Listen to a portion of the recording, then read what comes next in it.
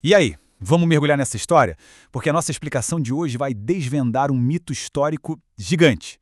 A gente olha para a desigualdade social de hoje e muitas vezes pensa, foi um acidente, um efeito colateral infeliz do passado. Mas olha só, os dados e as análises mostram uma realidade bem diferente. O que a gente vai ver aqui, com base em muita documentação pesada, é que a desigualdade não foi um tropeço histórico. Na real, foi um sistema cirurgicamente projetado. Uma verdadeira máquina criada por uma elite local ali no período colonial, justamente para proteger e multiplicar a própria riqueza. E o mais louco, custe o que custar e passando por cima de quem fosse preciso. E é aí que entra a grande pergunta da nossa análise. Como que uma elite colonial, de cara com um colapso financeiro global bizarro, conseguiu hackear o sistema para não só sobreviver, mas enriquecer absurdamente? É um verdadeiro mistério de roteiro de filme. Imagina a cena, um grupo de donos de terras isolados nos trópicos, operando sob as regras duríssimas de uma monarquia europeia, e do nada a economia do mundo derrete. Em vez de quebrarem, eles acharam brechas, verdadeiros hacks econômicos e políticos, para consolidar um império de desigualdade que reverbera até os dias de hoje. Bora ver passo a passo como eles fizeram isso? Bom, começando pela parte 1, o motor colonial do açúcar e da escravidão. Voltando lá para o comecinho dos anos 1600, a economia colonial voava com o preço internacional do açúcar nas alturas. Mas claro, toda essa grana formidável não caía do céu, né? Ela dependia 100% de um motor brutal e impiedoso de exploração humana. Sem essa engrenagem de trabalho forçado, a riqueza gigantesca daqueles engenhos simplesmente não existiria. E os documentos da época não escondem nada. A escravização indígena era descrita literalmente como a mão de Midas do crescimento econômico daquela turma. O oficial da coroa Diogo de Campos Moreno, por exemplo, vivia lamentando que as populações indígenas estavam sumindo muito rápido. E tem mais, o cronista inglês Anthony Knivet anotou direitinho como as famílias poderosas daqui, tipo os Correia de Sá, lá no Rio de Janeiro, faziam um esquema de captura sistemática e implacável. Era extração na veia, tratando as populações nativas como um recurso infinito para ser sugado pela elite até acabar. Só que, bom, um recurso não era infinito. Com a população indígena despencando por causa dessa captura predatória, a elite teve que mudar de rota. E essa mudança ameaçava destruir as finanças deles. Pensa comigo, de um lado escravizar indígenas era algo local e incrivelmente barato, movido a expedições no próprio quintal. Do outro, o tráfico de africanos escravizados, que virou a única alternativa para manter a máquina dos engenhos rodando, era uma operação transatlântica incrivelmente cara e complexa. Essa transição foi um baque, uma verdadeira paulada financeira no bolso dos senhores de engenho locais. Isso nos leva à parte 2, a crise global de 1640, o choque no império. Como se os custos explodindo já não bastassem, veio o estupim. Uma ameaça global e existencial que pegou a elite colonial em cheio bem no meio do século XVII. Não era só um problema de falta de mão de obra. O mundo inteiro em que eles operavam simplesmente ia virar de cabeça para baixo.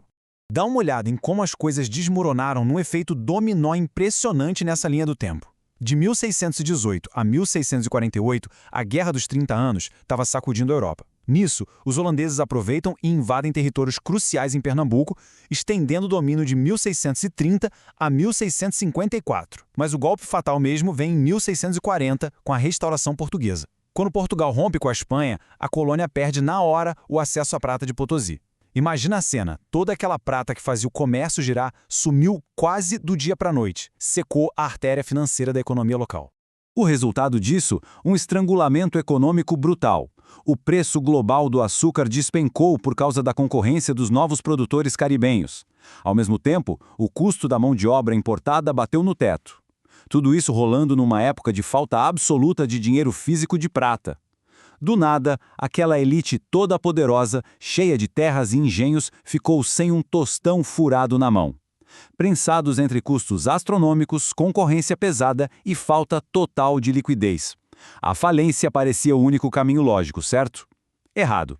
Aí a gente entra na parte 3, hackeando a moeda. O contra-ataque da elite. Porque em vez de sentar e chorar o colapso, a tal nobreza da terra decidiu usar seu poder político local para simplesmente alterar as regras do jogo. Eles meteram a mão na massa e aplicaram um hack macroeconômico absurdo para sobreviver à crise, batendo de frente com as políticas da própria coroa portuguesa.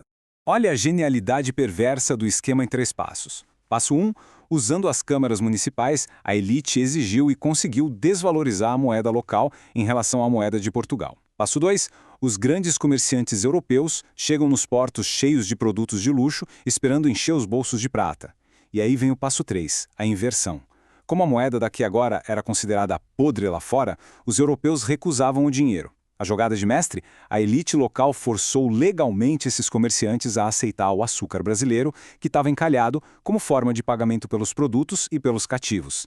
Eles fizeram o mundo inteiro engolir o prejuízo deles. Genial e implacável. Claro que a coroa e os mercadores não iam deixar isso barato. O que leva à nossa parte 4, guerras comerciais, onde política e negócios se chocam. O pessoal que via nas frotas da Europa percebeu rápido que a mesa estava viciada contra eles. E o que aconteceu em seguida foi uma verdadeira guerra de interesses entre o capital europeu e o clubinho fechado da elite colonial brasileira.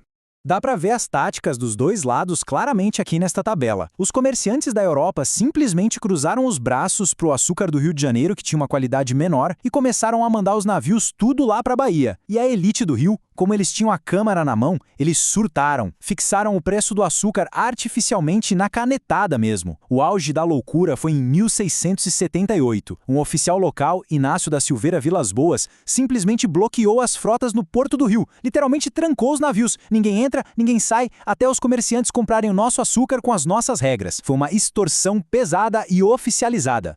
Tudo isso levanta uma dúvida gigantesca que a gente responde na parte 5, fé, crédito e poder. Como é que essa turma financiava todas essas operações malucas e se mantinha à tona se o sistema bancário moderno nem existia ainda? Como resolver a falta crônica de grana numa sociedade em que até navio precisava ser retido à força? A chave do cofre estava no tal do antigo regime católico. Era um modelo social e político muito específico. As câmaras municipais tinham uma espécie de carta branca ideológica imensa. Elas podiam contrariar as ordens do próprio rei se justificassem que era para preservar o bem comum.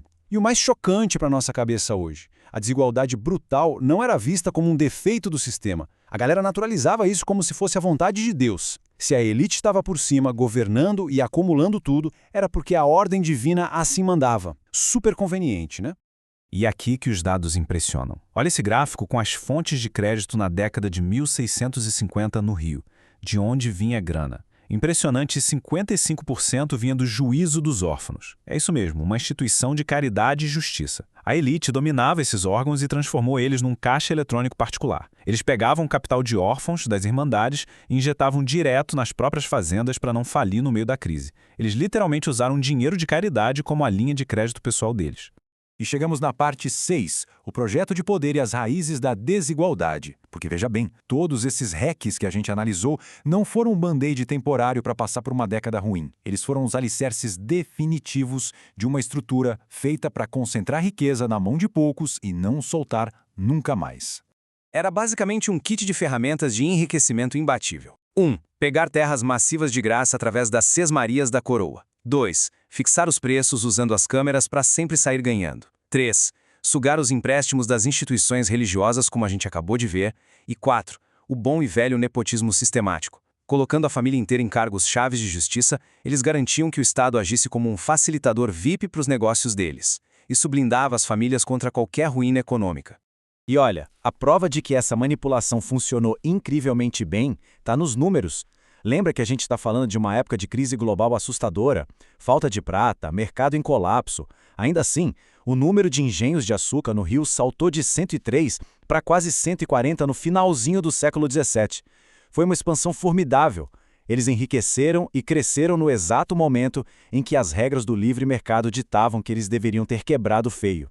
Então, para fechar nossa explicação de hoje e deixar aquela reflexão, quando a gente percebe que a base inteira da sociedade foi montada tijolo por tijolo para blindar quem já estava no poder, custe o que custar, as disparidades sociais extremas que a gente vive hoje são mesmo uma surpresa?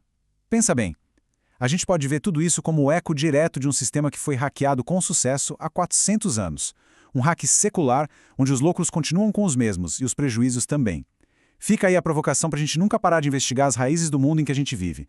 Um abraço e até a próxima.